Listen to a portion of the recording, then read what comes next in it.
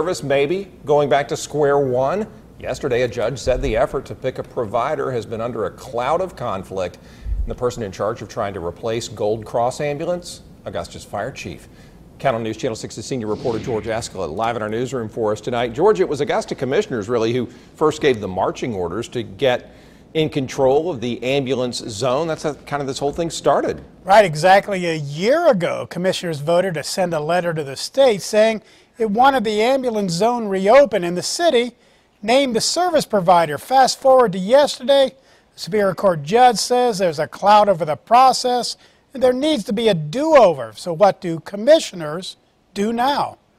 When it comes to Augusta's effort to take over ambulance service, it isn't just the court that has concerns. I think it was a big conflict, and I even said that the fire chief was on the EMS council. I mean, he should recuse himself from even being there when it comes to ambulance service or anything about the ambulance service. Well, I think the process has been flawed.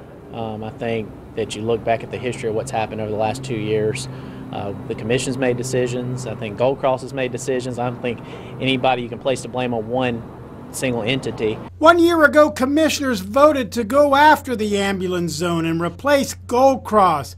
And some believe starting over means revisiting that vote to do it. I would go all the way back to where we need to go back to get this thing right and fix it. Now, see, this is life safety. 2 years ago, Augusta was paying Gold Cross about $1 million a year for ambulance service to allow the city to have control over ambulance locations and response times.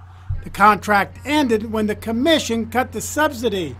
With the court saying start over, this is where Commissioner Sean Frantum wants to go back to. I think we do need to have that conversation. Gold Cross came to us last year and the city wouldn't even have a conversation with them. So I'm hoping that we can have that conversation now because this issue is hurting the citizens. Judge Jolly yesterday strongly suggesting that the Georgia EMS Council agree to start the process over on opening the zone instead of the court ordering it. The state wasn't ready to agree to that yesterday. Now we hear the final word will be tomorrow.